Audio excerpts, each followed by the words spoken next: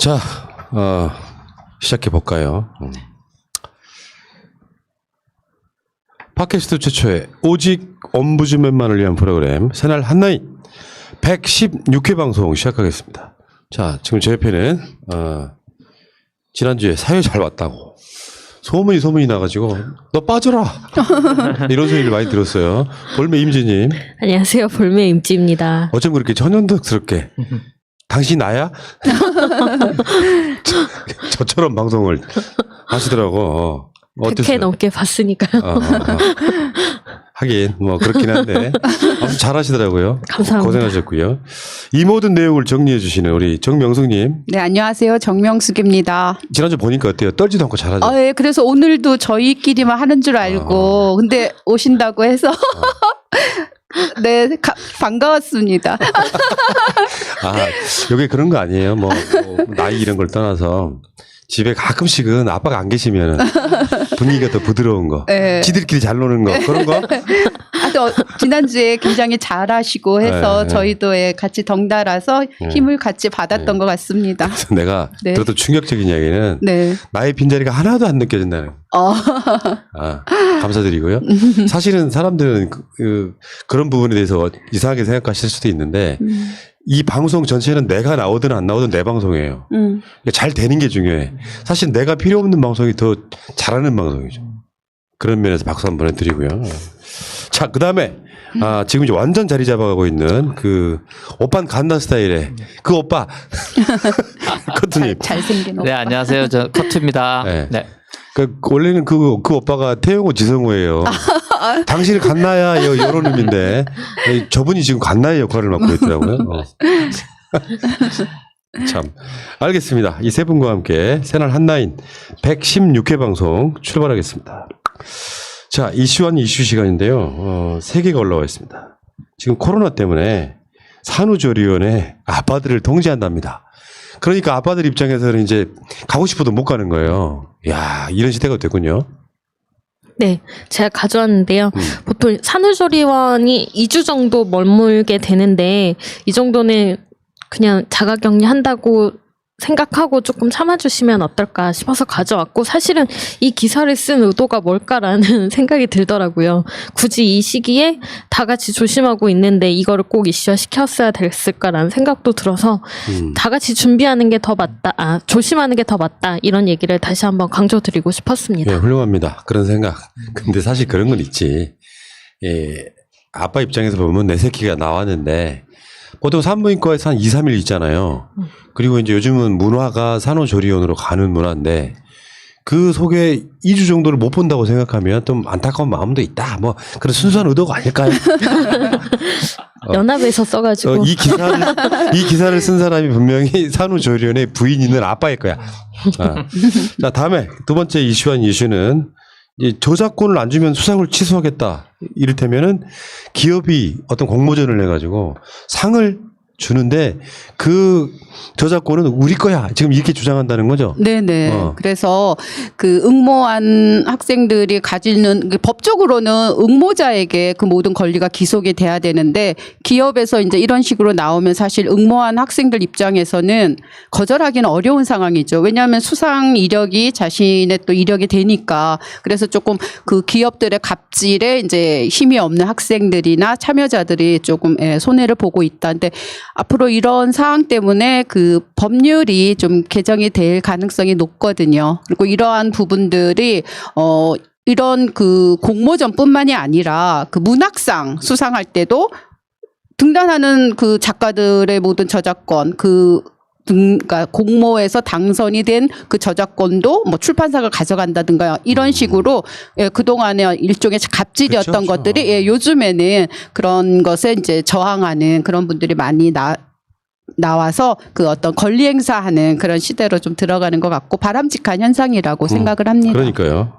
자, 좋은 이슈였고 이번에 채택된 이슈는 일제 잔재 청산 프로젝트. 실제로 우리 일상생활에 아직도 일제 잔재가 꽤 많이 남아있다.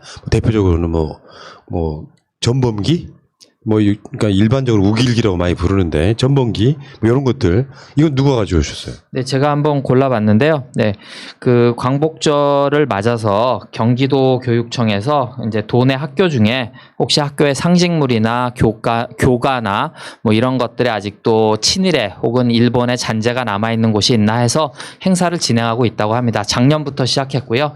되게 뜻깊은 행사인 것 같고 또 최근에 이제 광복절 관련해서 뭐 친일 논란들이 있고 해서 조금 이슈가 될 만해서 가져와 봤습니다. 네. 그 우길기가 전범기로 연상되는 그 문양은 진짜 주위에 굉장히 많은 것 같아요. 그 저번 주에 왜 그 비슷한 이야기도 했었잖아요.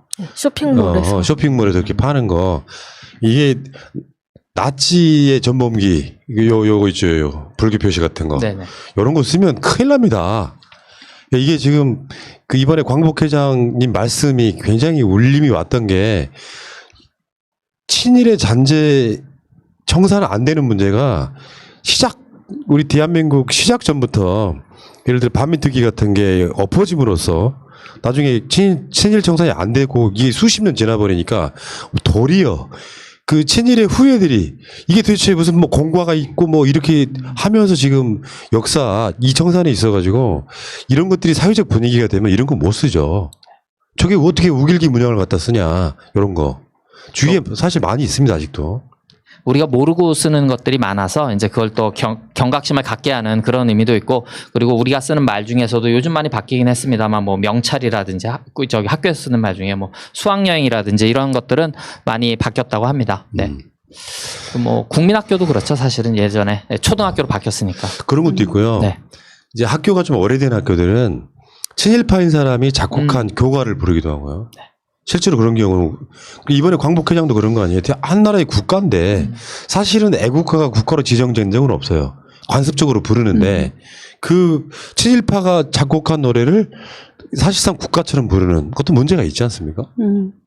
그렇죠. 이제는 네, 시대의 변화에 따라서 또 바꿀 필요도 있고 어떤 분들은 오랫동안 해왔는데 그걸 어떻게 근데 원래 그랬던 건 없었기 때문에 지금 또 논의가 되고 또 지금이 시발점이 돼서 바꿀 수 있으면 더욱 좋겠죠.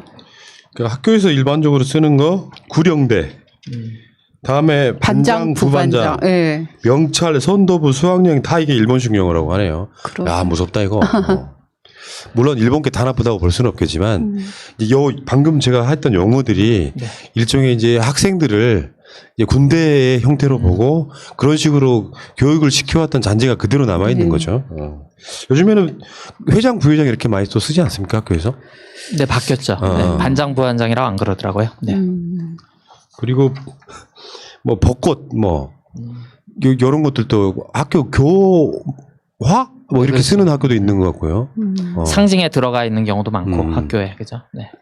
자, 뭐 과도하게 한다 하실지 모르겠지만 우리 역사 속에 그것도 사실 현대에 가까웠던 바로 얼마 전의 역사 속에 일본으로부터 치욕적인 강점을 당했던 시기에 거기 그냥 뭐 평화롭게 대한민국 사람들을 잘 살게 해줬다는 것은 식민지 근대화론이고 사실은 일제가 대한민국을 수탈하면서 자신들이 부를 키웠고 거기에 굉장히 많은 사람들이 일본으로 때문에 죽어가고 한 어떤 역사가 분명히 불과 얼마 전이라고 보면은 여기에 대한 분노를 갖지 않는 것이 오히려 이상한 게 아닌가 이런 생각을 해봤습니다.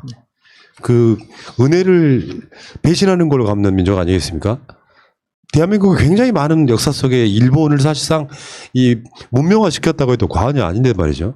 아직까지도 지금 일본은 최근에 무역 전쟁 등을 통해 가지고 한국을 좀 낮게 보는 측면이 있고 최근에 들어서는 일본이 한국에 뒤지고 있다는 데이터도 나오고 있고 그런 과정들을 보면 왜 이런 거 있잖아요.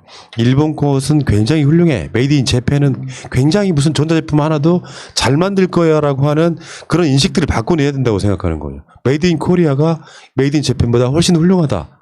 최근에 그런 뉴스들이 엄청 많이 나오고 있고 뉴스가 나올 때마다 새날 시사방송에서 계속 풀어드리긴 하는데 이제 일본 거 하면 뭐 지지하는 정당이나 대통령을 떠나서 불매운동에 참여하는 것까지는 좋은데 이게 일본 건지 모르고 그게 문제의식 없이 사용하는 부분은 문제가 있다 이렇게 생각을 하는 거죠. 알겠습니다. 자, 이슈 아닌 이슈였습니다. 자, 이메일로 가겠습니다. H님이 보내주셨고요. 김재련이 보여준 비밀 대화방 화면에서 의심쩍은 부분이 있다는 생각이 들어 그랬습니다. 전화기 윗부분에 25분 전까지 접속함이라고 되어 있는데 박 시장님 전화기 포렌식 한다니 그 시간대에 접속 기록이 있는지 확인해 보면 수요 시사에서 다뤘던 대로 시장님을 사칭한 사기성 텔레그램인지 밝힐 수 있는 단서가 될 수 있다고 봅니다. 1초면 없어지는 화면이라니 더 의심이 갑니다. 시장님이 겪으신 분노할 정도의 억울함 꼭 풀어주세요. 예, 사진 그래서 그때 공개했던 사진이 하나 있습니다. 그 사진을 한번 보면은, 이 사진 아니고요. 그 사진을 한번 보면은 텔레그램 그 화면에 기억나요. 25분 전 접속함이라고 그 윗부분 있잖아요. 여기 맨 윗부분에 이렇게 돼 있어서 실제로 테스트를 해보면 이렇게 안 나오는 경우가 꽤 있어서 이게 혹시나 조작된 게 아닌지 이 부분에 대해서 지금 아직도 논란이 있다 이렇게 말씀드리고 싶고요. 자, 알겠습니다. 이 이야기는 또 계속해서 우리가 시사방송에 다루고 있기 때문에 이 보내주신 H님 감사하다는 말씀드리고요. 자, 신인섭님 메일로 가겠습니다. 네, 신인섭님이 보내주셨고요. 홍성군 민주시민 참여자분들의 기자회견문을 보내주셨습니다. 일단 사진 한번 먼저 볼게요. 아까 먼저 보여주셨기 때문에 이 사진이 지금 국회의원 홍문표 씨의 사무실 앞에서 이 기자회견 저 오른쪽에 보면 그 마이크 들고 계신 분 계시죠? 이분이 낭독했던 글이에요. 네. 화면 저 일단 보여주세요. 그래서 제목은 정치적 오만함이 부른 코로나 재확산 위기, 사과하는 자도 책임지는 자도 없고 피해는 오로지 국민의 목. 8월 15일은 대한민국 국민이라면 누구라도 기념하는 국가적 명절이다. 늘 태극기가 휘날리던 기쁨의 날이었고 통일을 꿈꾸는 희망의 날이었다. 그러나 광복 75주년 2020년 8월 15일 광화문 앞에서는 성조기와 이스라엘기, 심지어 일제 전범기를 들고 휘저으며 애국을 외치는 미추광이들의 난장이 있었다. 이들은 전 세계를 팬데믹 공포로 몰아넣은 코로나 위기에도 불구하고 방역 당국의 집회 금지 요청을 무시하면서까지 강행한 것이며 더욱 심각한 것은 가짜 뉴스까지 유포하며 코로나 확진자들의 참여까지 독려한 것이다. 당장 집회의 주도자였던 정광훈조차 코로나 확진 판정을 받지 않았던가. 홍성군에서는 국가적 위기에 가장 모범을 보여야 할 현직 국회의원 홍문표 등 다수가 참여했다는 소식을 접했을 때부터 대다수 홍성 군민은 경악을 금치 못하고 있다. 확산의 속도가 더욱 빨라진 변형된 코로나가 유행하는 이 시기에 그들은 마스크도 제대로 쓰지 않고 버젓이 성조기를 들고 사진을 찍고 홍문표가 햄버거를 사주었다고 자랑까지 하였으니 추악함을 추악함으로 인식하지 못하는 천박함을 유감없이 보여주었다. 게다가 홍문표 의원 본인은 집회에 참석하지 않았으며 주민 몇 명과 단 5분 정도를 다른 장소에서 만나고 헤어졌다는 거짓말을 서슴없이 방송 매체에서 발표하고 있다. 그 주민 몇 명 속에 미래통합당 소속 전 홍성군 의회 의장인 김헌수가 있다. 햄버거 문제 역시 선거법 위반에 대한 의혹이 있는 가운데 그 거짓 발표로 감염법 위반의 소지가 있음이 명백해 보인다. 홍문표 의원은 홍성군에 코로나 확진자가 없어서 그렇게 아쉬웠는가? 대한민국이 K-방역으로 코로나를 효과적으로 제압하고 경제활동을 정상적으로 진행하는 것이 그렇게 안타까웠는가? 당신들이 이 더위에 목소리 높여 외쳐대던 애국이란 도대체 어느 나라에 대한 충성의 맹세였는가? 홍성군뿐만 아니라 온 나라가 또다시 전염병 공포에 휩싸이게 되었고 가뜩이나 어려운 서민들의 고통은 더욱 가중될 수밖에 없는 상황이 되었다. 이런 상황을 초래해 놓고도 누구 하나 사과하는 자 없고 누구 하나 책임지는 자가 없이 오로지 변명으로만 일관하고 있다. 왜 부끄러움은 당신들을 선출한 군민들의 몫인지 한 번이라도 생각하고 사는지 의심스러울 뿐이다. 충남도와 홍성군의 보건당국에 요청한다. 당장 광화문 집회에 참여했던 모든 자들을 격리하고 동행자들의 신원 파악 및 행동 반경을 즉각 공개하라. 국회의원 홍문표와 군의원 김헌수에게 고한다. 먼저 홍문표는 검사를 받아 의혹을 해명하여야 한다. 그런 후에 진실을 공개하고 동행한 참석자들이 방역 당국에서 검사를 받게 하라. 그리고 홍성 군민과 전 국민에게 사과하고 당신들 스스로 느끼는 책임의 무게대로 책임을 져야 할 것이다. 자유에는 책임이 따른다는 것 정도는 초등학생도 다 알고 있는 것이니 그 수준은 될 것이라 생각한다. 끝으로 홍성군의 민주시민들이 늘 지켜보고 있으며 아무리 작은 부분이라도 숨길 수 없음을 명심하길 바란다. 2020년 8월 20일 홍성군 민주시민 참여자 일동. 예. 이렇게 지역에서 이렇게 이런 것에 대해서 문제 제기할 수 있는 민주 시민들은 어디에나 있습니다. 김헌수 아까 군의원이 보낸 문자 메시지를 누가 저한테 보내주셨더라고요. 홍성에서 23명이 버스로 광화문 다녀왔습니다. 집회 도중 홍문표 의원님께서 햄버거를 사가지고 격려차 오셨습니다. 근데 여기 지금 이제 어떤 쉴드냐면은 나는 집회는 참석 안 했고, 아니 이게 거짓말이죠. 광화문에 간 것 자체가 집회에 참석을 한 거예요. 그러니까 광화문 집회에 보면은 이순신 장군 동상 있고 세종대왕 동상 있잖아요. 나는 이순신 장군 동상까지밖에 안 갔다. 우리 지역민들이 지리를 몰라가지고 이순신 동상 앞에서 만나가지고 햄버거만 전해주고 왔다. 이게 무슨 말이에요? 쉴드예요? 이게 말이에요? 막걸리예요? 집회를 참석했냐가 안 했냐가 중요한 게 아니라 확진자들이 감염자들이 많을 거로 예상되는 집회에 그 많은 사람들이 참여를 한 것 자체가 문제인 거지. 거기 가서 구호를 외치고 안 외치고는 중요한 게 아니거든요. 핵심을 이렇게 돌려치면서 뭔가 자기 쉴드를 하려고 하는데 이건 좀 아니지 않습니까? 햄버거 참 유치해서 진짜 정말. 어쨌건 그 신인섭님이 보내주신 메일 잘 받았습니다. 알겠습니다. 이메일이었고요. 자, 댓글 볼까요? 네, HJ박님입니다. 감염병 관리법 어긴 자들 몇 개월씩 수감하는 게 뭐가 수감 생활입니까? 코로나 시대에 오히려 격리를 안전하게 시켜주는 꼴 아닙니까? 세게 몇 년씩 때리자고 언급 좀 해주세요. 둘째, 정부에게 예배 탄압이라고 언급하던 개신교들 전광훈 때문에 온라인 예배로 다 대체되는데도 전광훈이가 예배를 탄압했다라는 말은 왜 못하는 겁니까? 결국 개신교도 정부와 척을 지려고 했던 겁니까? 세 번째, 박근혜 게이트가 없었고 그때 당시 차기 대통령 지지율대로 만약에 김무성이 대통령이 됐고 코로나 시대가 왔다면 생각만 해도 끔찍합니다. 네 번째, 이 폭염에 방역복 입고 일하는 사람들이 있습니다. 국민 여러분, 제발 방역에 동참해 주세요. 방역에 동참하지 않는 사람은 국가 전복 세력과 다를 게 없습니다. 방역하는 것이 나라를 지키는 것이고 가족을 지키는 것입니다. 방역에 동참할 수 있게 방송에서 꼭 독려해 주세요. 푸나님. 정진영님. 적폐들이 공권력을 우습게 하는 건 문재인 정부가 너무 인도적으로 운영해서이다. 방역 당국 너무 힘들다. 처벌 강화해야 한다. 광복절에 일장기 들고 코로나 퍼뜨리는 애들은 우리 국민 아니다. 본주루님. 전광훈은 그냥 죽게 놔두지. 뭘 치료를 해주나. 문재인 대통령 같은 성정을 가진 분을 대통령으로 모신 것이 다행인 줄 알아야지. 이명박근혜 같았으면 미국처럼 냉동 컨테이너 물류 수송차로 한여름에 장례 치를 것이라 생각되네 그려. 예.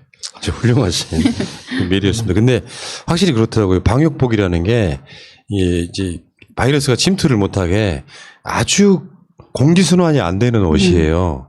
그러니까 그걸 입고 환자를 지려거나 하면 기본적으로 땀이 범벅이 되죠.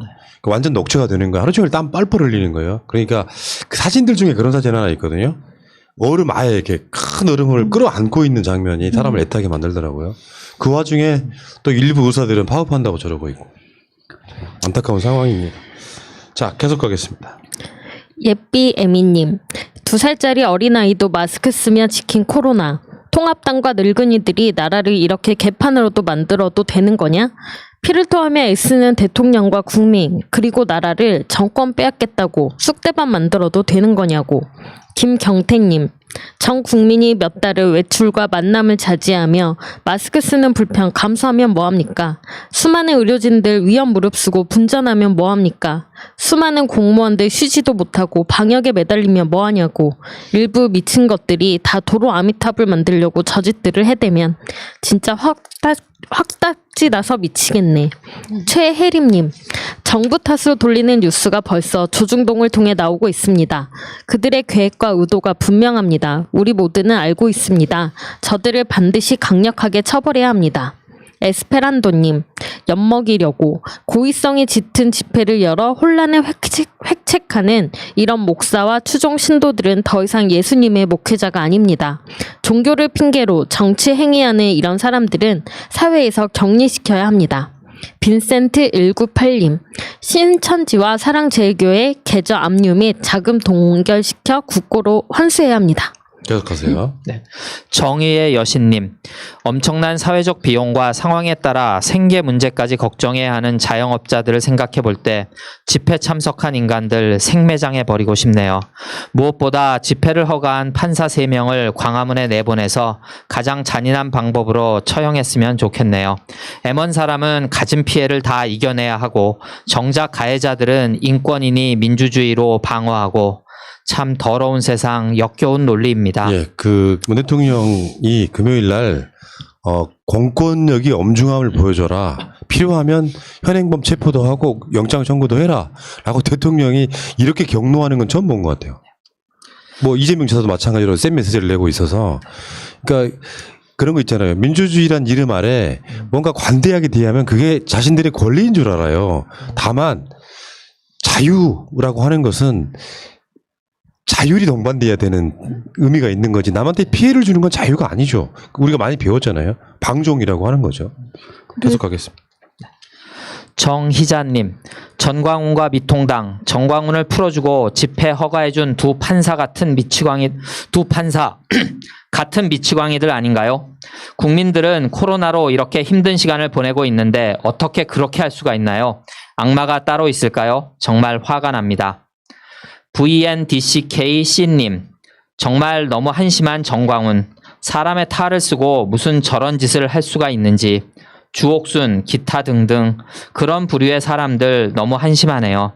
세계에서 대한민국 잘한다고 국격이 엄청 올라갔는데 전광훈 일당들 세계 뉴스에 나오겠네. 나쁜 놈들이라고.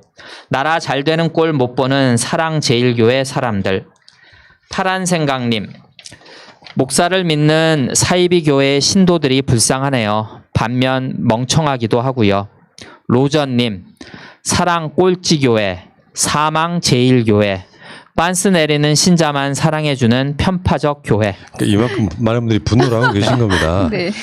저는 교회가 갖는 여러 가지 의미 중에 다수 교회들이 하는 어떤 행위들, 그러니까 일부 대형 교회 말고요, 지역 주민과 함께 서로 약자를 돌보고 뭔가 사람과 사람 사이에 사랑을 만들어주는 그런 역할이 돼야 되는데, 중호심으로 똘똘 뭉쳐가지고 코로나가 전파되든지 말든지 자기들 마음대로 하고, 법 집행하려고 하면 탄압한다고 하고, 사랑제일교회 관련해서 재개발 관련한 이게 아무리 법 집행이 나와도 자기들끼리 똘똘 뭉쳐가지고 법을 무시하고 이런 행위들을 하면 안 되는 것이죠.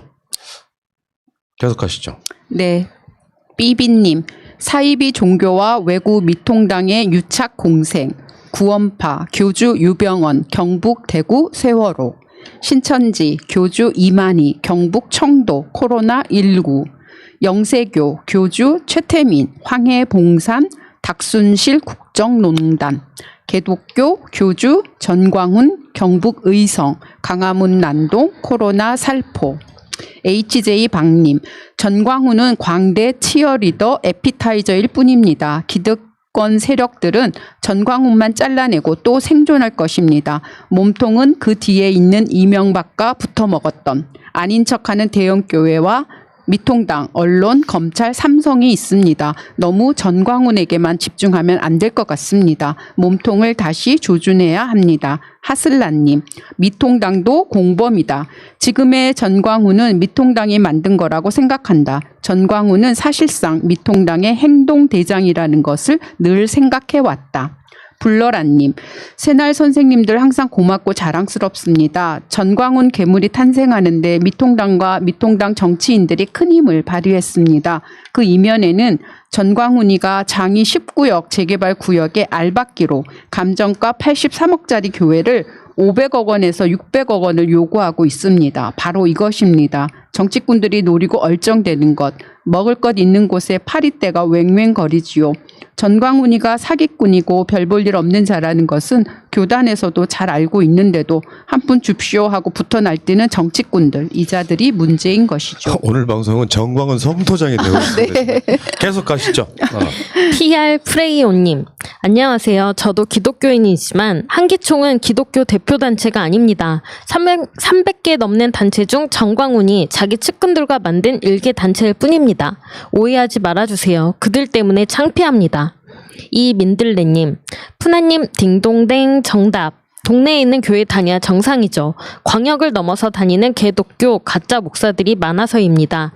카톨릭처럼 지역에서 예수를 만나라.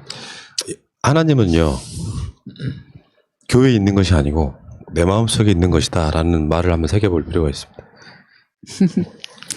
용히터님, 저도 이해 안 가요. 개신교는 왜 신을 안 믿고 교회를 믿고 목사를 믿나요? 자신이 믿는 신은 본인의 마음속에 있고 어디에든 계신 거 아닌가요? 전부는 아니겠지만 개신교인들 보면 사회와 더불어 어울리지 못하고 그 공동체 안에서만 사는 배타적인 사람들처럼 보여서 종교가 기독교라고 하면 선입견부터 생겨요. 이번 집회도 그렇고 법적으로 벌금 처벌을 내리든 그 사람들 치료를 해주지를 말든지 그냥 넘어가면 안 돼요. 그리고 공산국가 된다 어쩐다 단상회에서 개소리들 하는 것들 진짜 공산국가 됐으면 너희 사형이었어. 개소리 자유롭게 말할 수 있는 것도 지금 이 정부니까 가능한 거다. 또 확실한 건 저들이 바라는 요구들과 반대로 걷는 게 우리나라가 발전하는 길이라는 걸 선명하게 알겠다. 무명의 무인 목사님, 세상 앞에 그리고 대한민국에서 아이를 키우는 모든 가정과 코로나 바이러스로 힘겹게 일상을 버텨가는 모든 분들에게 그저 한 명의 기독교인으로서 또 한 교단의 목사로서 사죄드립니다. 작금의 정광훈 씨와 극우 기독교인들의 바이러스 전파 확산 행위는 중대 범죄이며 교계에서 손에 쓸 수 없는 통제불능의 상황입니다. 이 땅의 기독교 선교 일에 무수히 행해왔던 교회 분열과 개교회주의 그리고 이로 인하여 다른 교파인 카톨릭이나 성공회와 같이 소속교회를 통제하지 못하는 현 상황에 대해 책임을 통감합니다. 그저 이 땅의 교회가 다 썩고 거름이 되어 다시 피어나기를. 그래서 우리와 함께 우리 곁에 계시는 주님께 더 이상 누가 되지 않기를 바라봅니다. 기독교인 계시잖아요, 우리.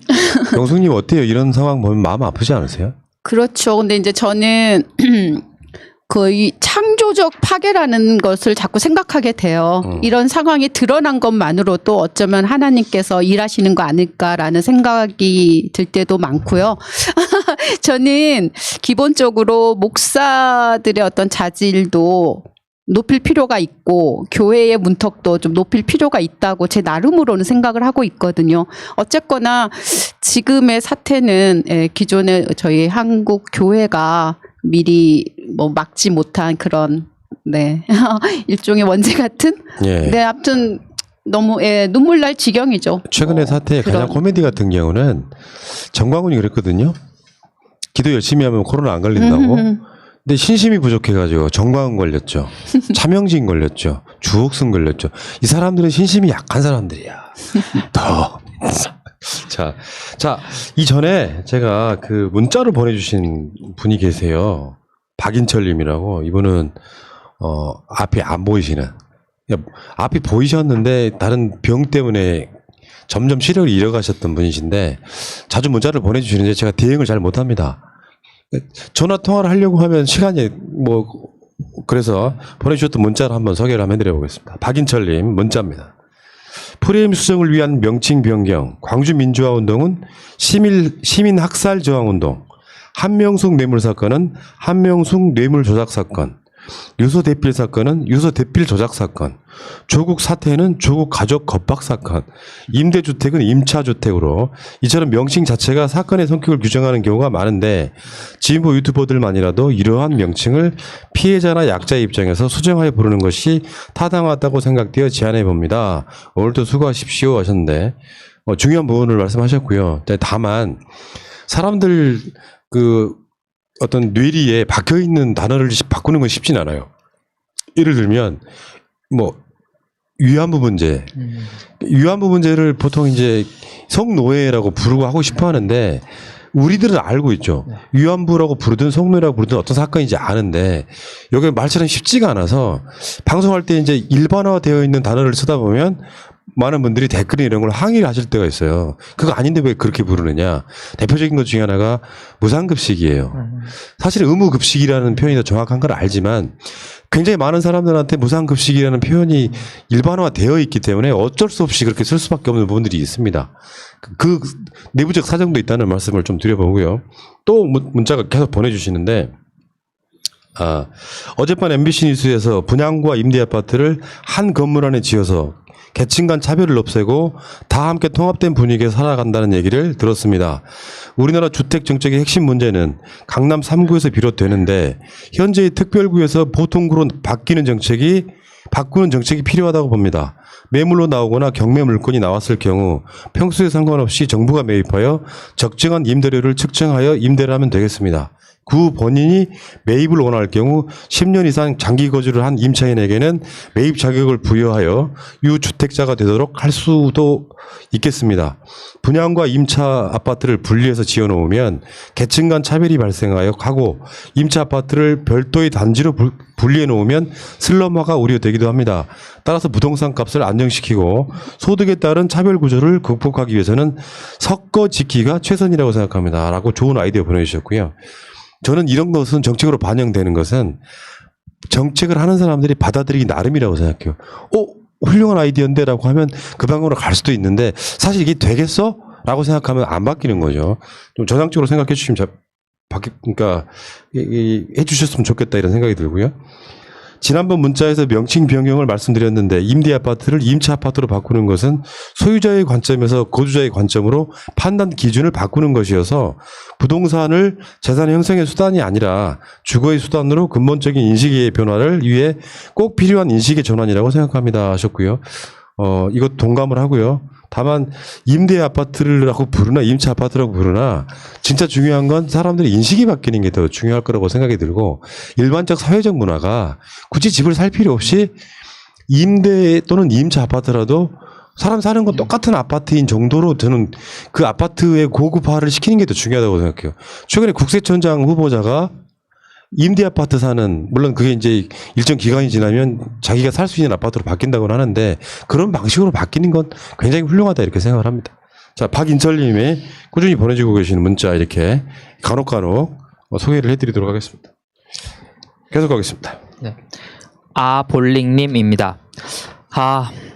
박원순 시장님 살아계셨으면 지금 사랑제일교회 작살내고 관련자 멱살 틀어잡고 명단 확보하고 감염자 구상권 청구한다고 압박해서 검사 받게 하고 그러셨을 거라고 생각하니 정말 안타깝고 안타깝다.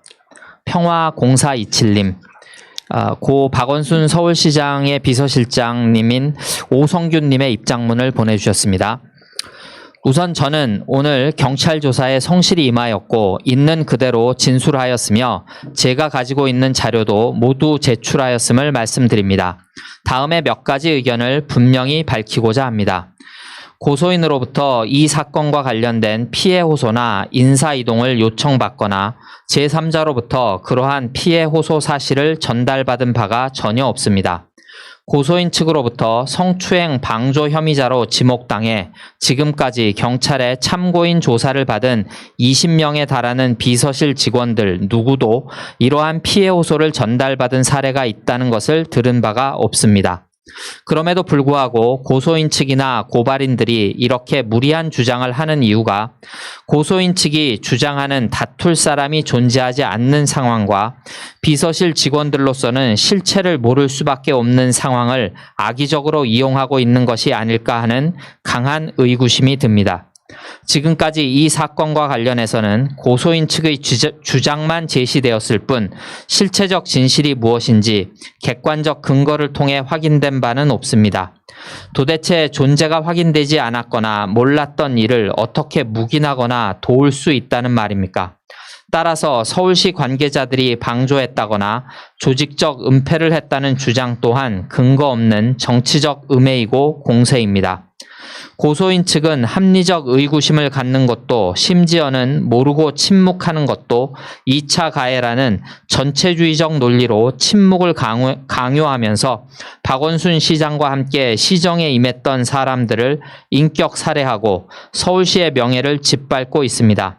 만약 그 당시 고소인 측이 주장한 대로 고소 사실이 존재하고 이를 저나 다른 직원들이 알았다면 침묵이 아니라 고소인을 도와 절차대로 문제를 해결했을 것임을 확신합니다.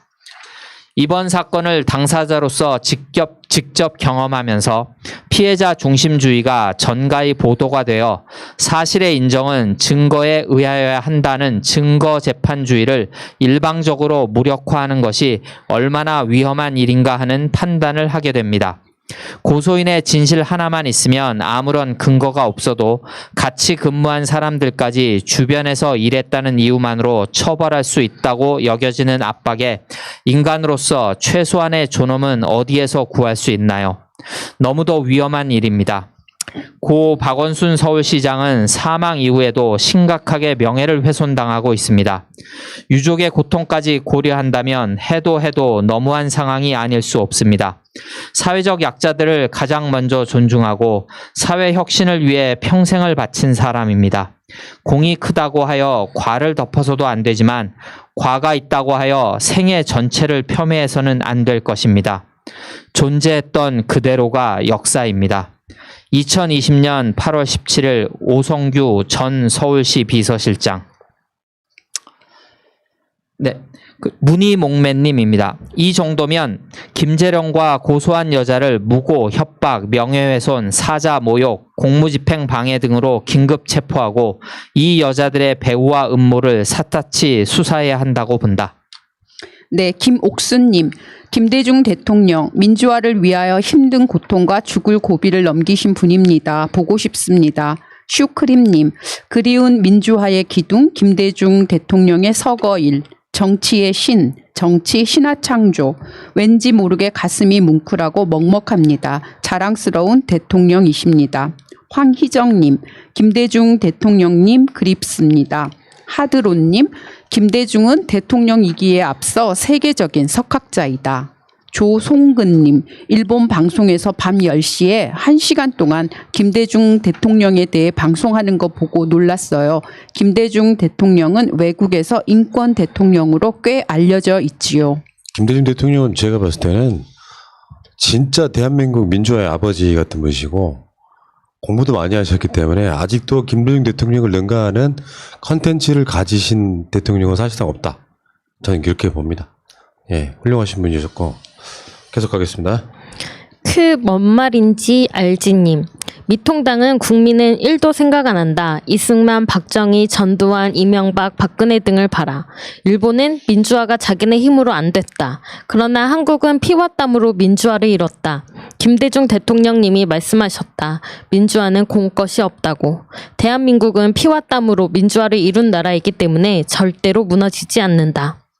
롤 리플레이 코리아님. 국민이 정치에 관심을 두지 않을 때 우리 중 취약계층이 맨 먼저 고통받는다. 김서공님. 미래통합당에 대해서 부정적인 여론은 70%가 넘습니다. 질문에 따라서 지지율은 요동치게 마련입니다.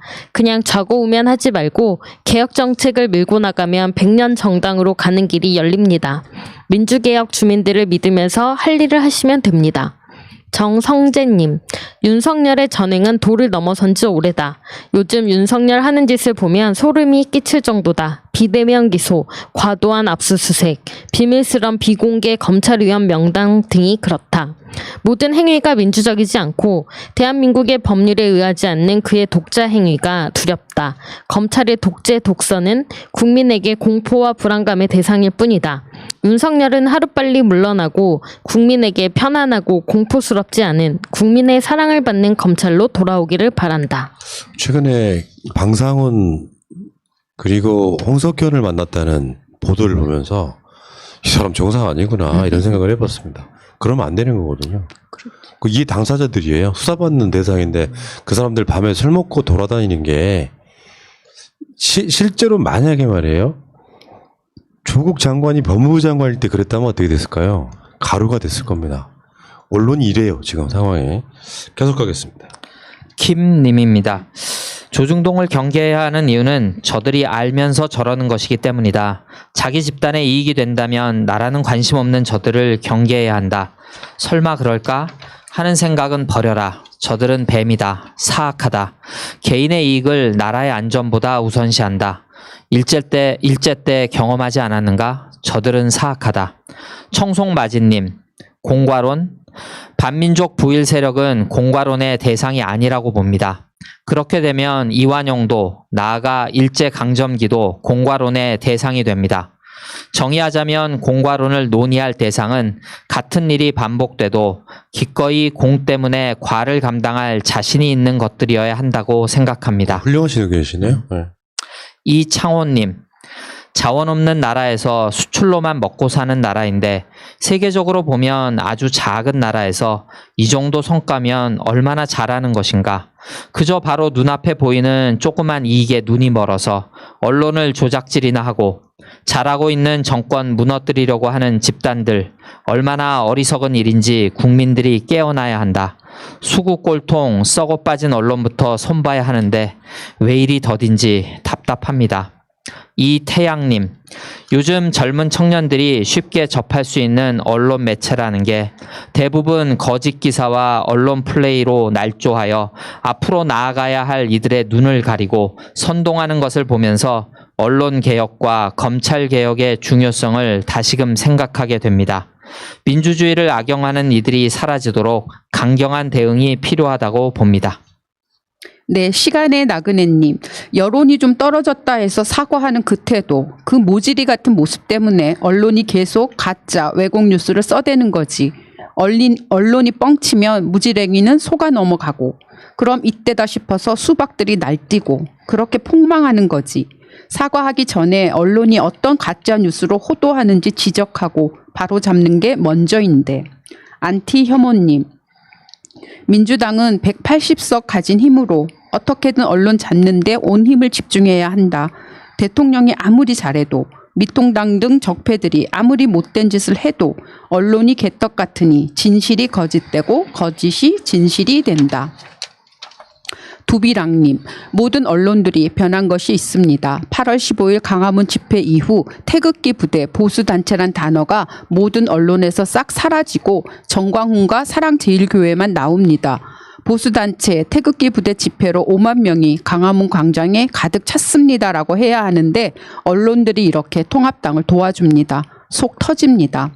영주 레이니님, 미국에서는 만약 누가 거주지 안에 들어오면 총으로 쏴 죽여도 정당방위로 무죄가 판정될 때가 많아요.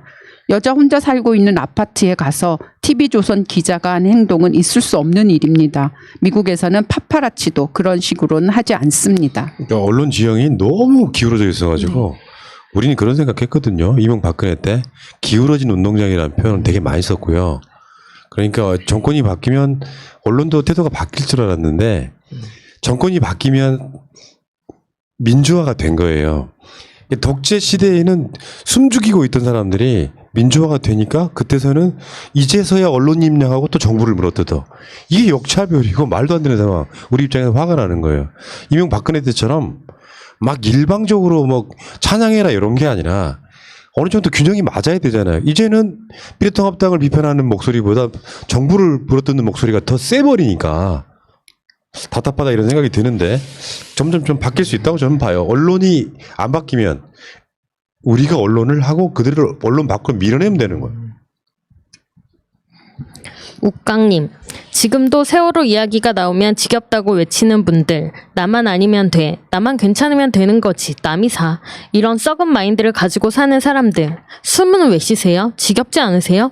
사고의 진실을 국민들 대부분은 아직도 궁금해합니다.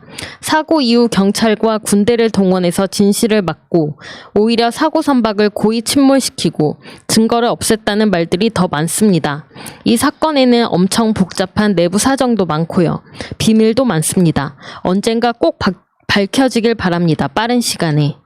카라님, 세월호 진실에 한 발자국 더 다가가기 위해 책을 구매했습니다. 집필해 주셔서 감사합니다. 책 이름은 4.16 세월호 사건 기록 연구, 의혹과 진실입니다. 단원고 2학년 4반 고 박수현 군의 아빠 박종대 님이 저술했습니다. 미소님, 더 잘할 수 있지라고 한 번씩 생각합니다. 만약 박 아줌마가 지금 대통령이면 우리나라 완전 박살났겠죠. 어린 학생들도 죽인 인물인데 대통령님 힘내세요. 국민이 함께합니다. 예, 이 비슷한 걸로요. 팟빵에 미르텐 자이르트님이라고 하는 분이 마르텐 자이트님이라고 하는 분이 올려주신 댓글을 한번 제가 읽어드릴게요. 문프 지지자로서 세월호 사건을 정말 중요하게 생각하는 시민으로서 방송을 끝까지 듣다 보니 정체성에 혼란이 옵니다. 문프에 대한 근거 없는 비난을 일삼는 여성 진행자와 희생자 아버지의 이야기를 들으니 굳이 많은 팟캐 중에 스트레스를 받으며 새날을 들어야 할 이유가 있나? 라는 생각이 들어 다시는 듣지 않기로 했습니다.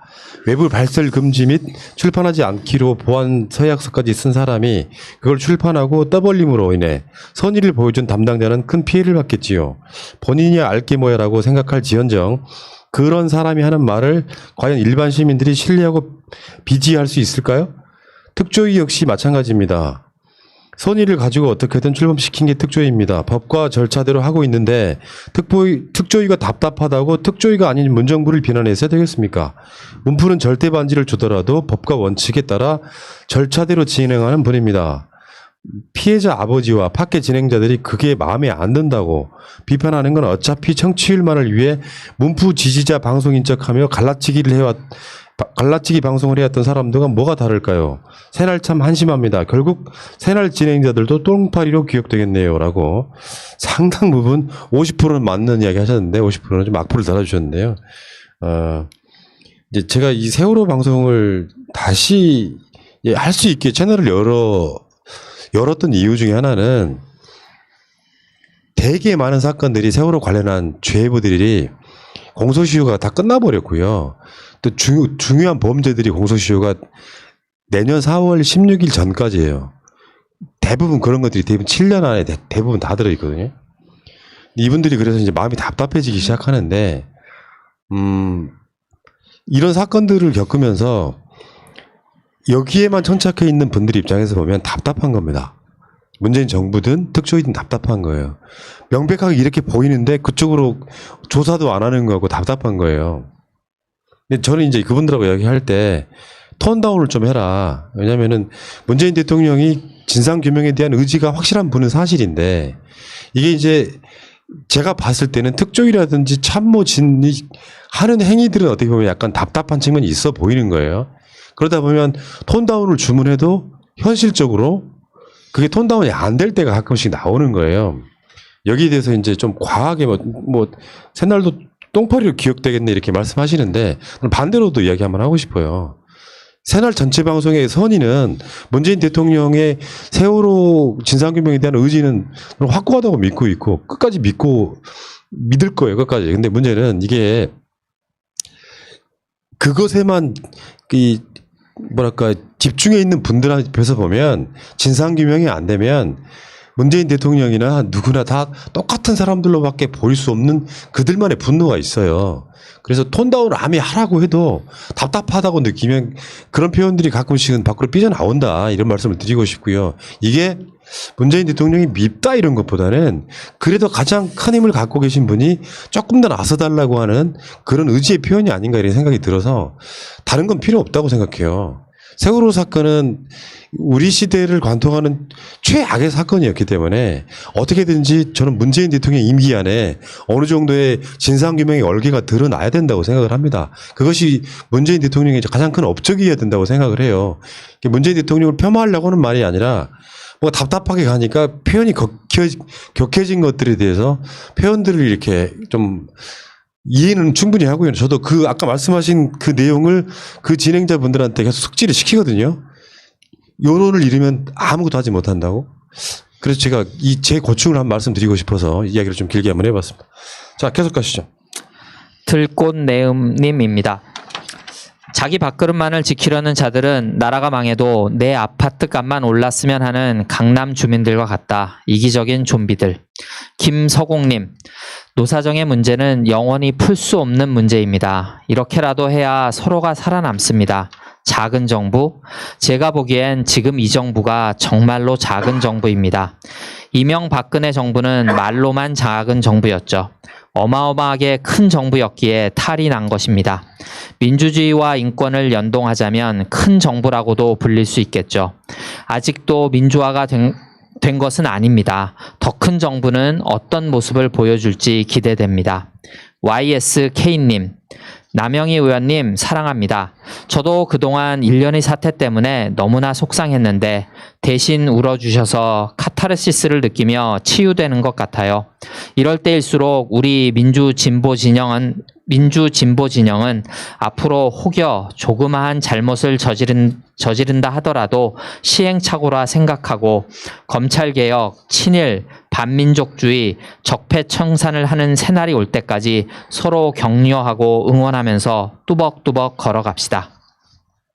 네, 서순아님, 김부겸 의원님 대구에서 혼자 연설하실 때 가슴이 찡했어요. 유튜브로 봤습니다. 김부겸 의원님이 특히 미래 청년들에 대해 연설하실 때는 짠했습니다. 힘내주세요. 이번에 떨어졌다 해서 마음이 아팠습니다. 끝까지 응원합니다. 화이팅. 르비르방크님, 느릴지 모르나 흔적이라도 남겨가며 쉬지 않고 걸어간다면 그 흔적이 족적이 될 날이 분명히 올 것입니다. 아니라고 말할 수 있는 정치인, 그러나 당인으로서의 정체성도 분명한 정치인, 그런 정치인을 바라는 국민들의 숫자도 상당합니다. 장성민님, 김연희님, 홍강철님 반갑습니다. 두 분 정확한 팩트에 통쾌합니다. 남한의 외구 수구 꼴통들이 지금껏 남북평화를 방해하며 서로의 불신을 부추기는 것도 사실입니다. 이제 남북평화 정착과 진심으로 서로를 존중하는 성숙한 관계가 이어진다면 평화 통일도 가능하리라고 봅니다. 우리는 한민족이니까요. 새날 방송의 역사 중에 김진영 교수님이라고 개성공단 이사장 하시는 분이 있어요. 그분의 여러 차례 인터뷰가 사람들을 북을 잘 모르는 상태로부터 구해냈다 이렇게 평가를 받았었거든요. 소위 말하면 새날의 업적이다 이렇게 표현했는데 최근에 갓나스타일 방송 한 15회쯤 했거든요. 15회쯤만 들어도 북한에 대한 우리가 알고 있던 잘못된 인식들이 상당 부분 벗겨져요. 얼마나 오랜 시간 동안 빨갱이 논리로 거짓말을 해왔는지가 눈에 보이는 그런 측면이 있어서 갓나스타일 방송의 가치는 굉장히 크다. 여기 이제 김연희, 홍광철님 두 분이 말씀해 주시는 것들 보면 때로는 되게 통쾌하고 때로는 그래 감탄사가 절로 나오는 바로 훌륭한 방송이라고 생각하고요. 그 저쪽에 그 방송을 진행하시는 커트님이 그걸 잘 끌어주세요. 네. 그러니까 진지하게 굉장히 공부를 많이 하시는 게 보여요. 맞아요. 감사합니다. 화요일 날 3시에 방송하고 있습니다. 자, 오직 공감분 시간입니다.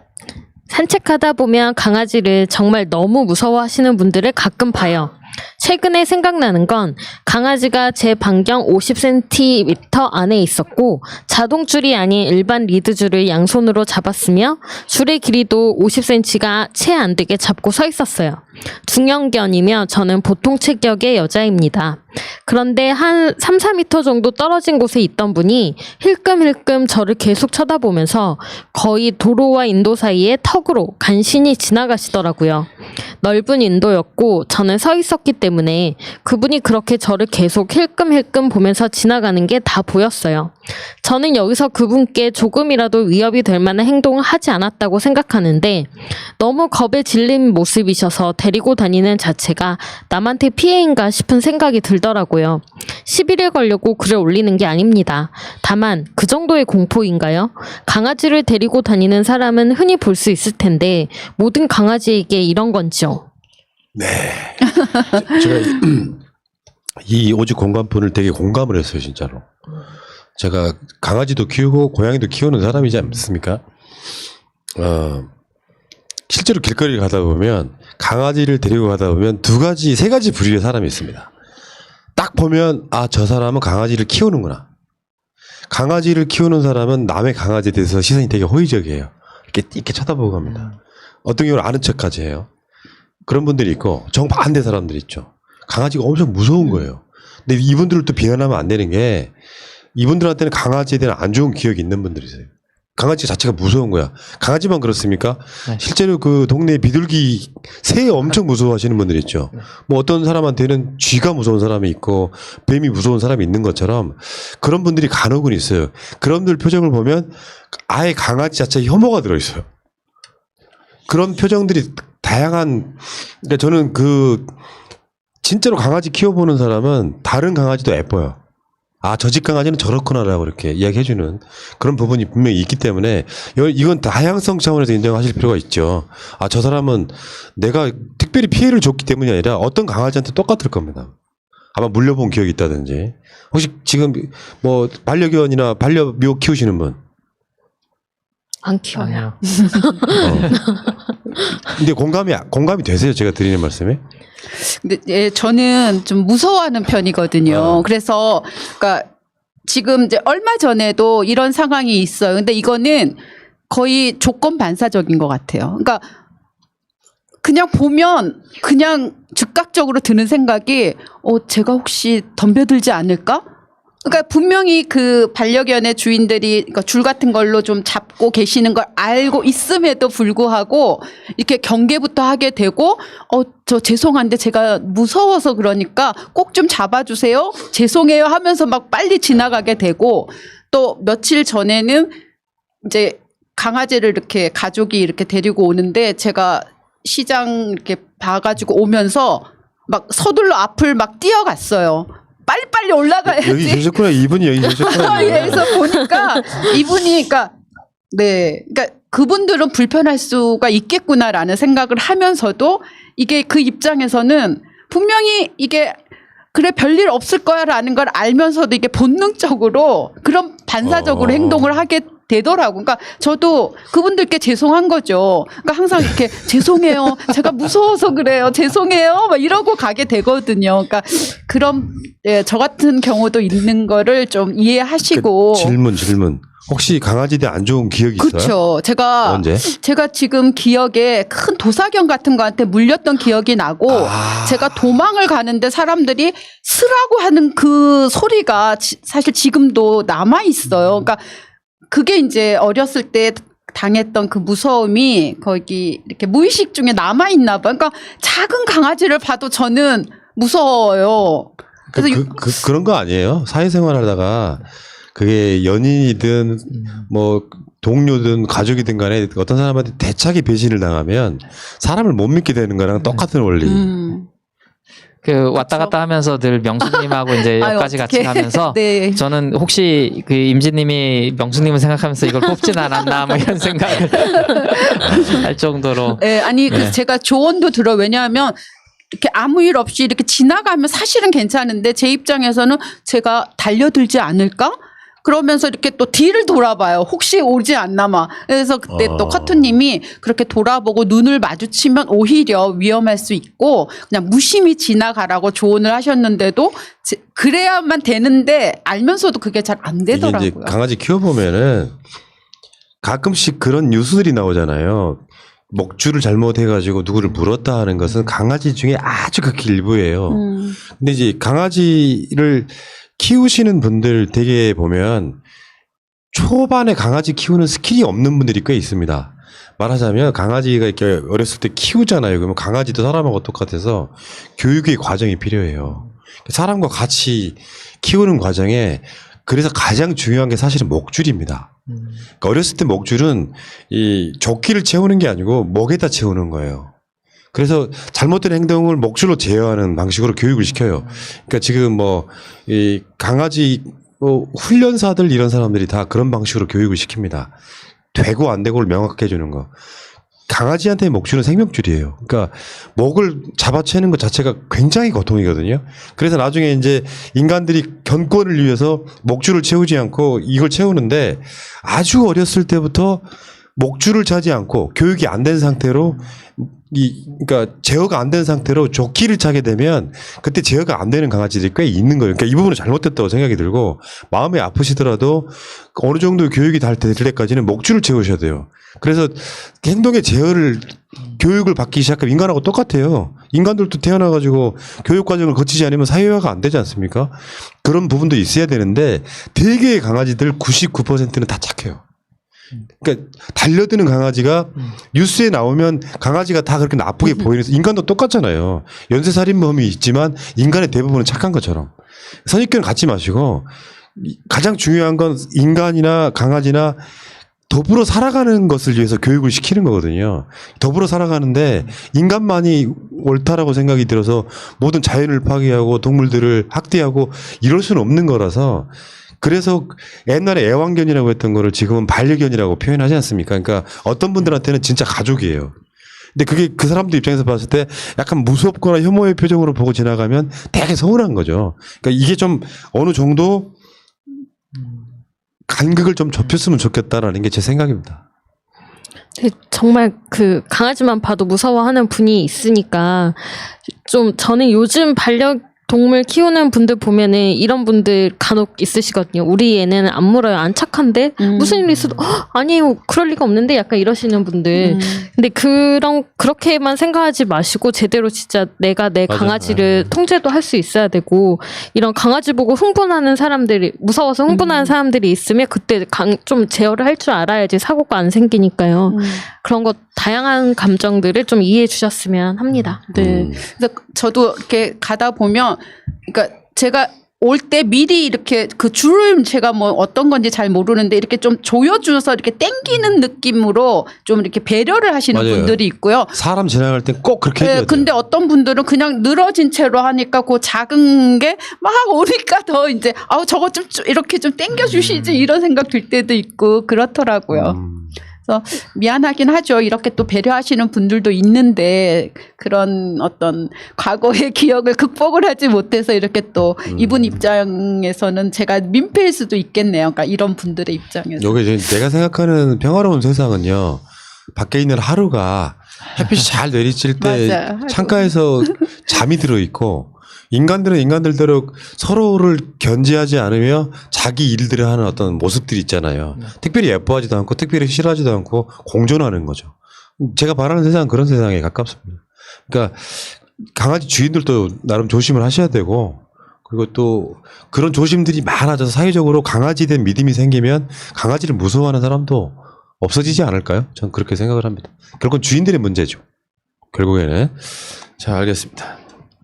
새날 한나인 116회 방송도 이렇게 보람차게 여러분들의 많은 댓글들을 100분의 1도 소개를 안 해드렸지만 이런 목소리들이 있다는 것을 전해드렸고요. 늘상 이렇게 존재하는 새날 한나인 제목처럼 뜨겁진 않습니다만 잔잔하게 오늘 방송도 마치도록 하겠습니다. 자, 고생들 하셨고요. 다음 주에 뵙겠습니다. 고맙습니다. 감사합니다. 감사합니다. 현재로 저들을 물리치자. 바이러스에게는 마스크가 없다. 어서 가자 바이러스보다 먼저. 그러니 내일보다 먼저 가자. 우리들의 희망을 형제이게 하자.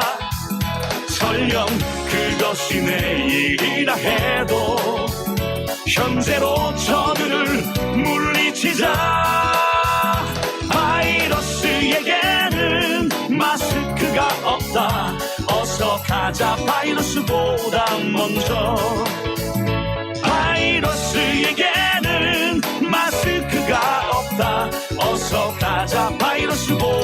먼저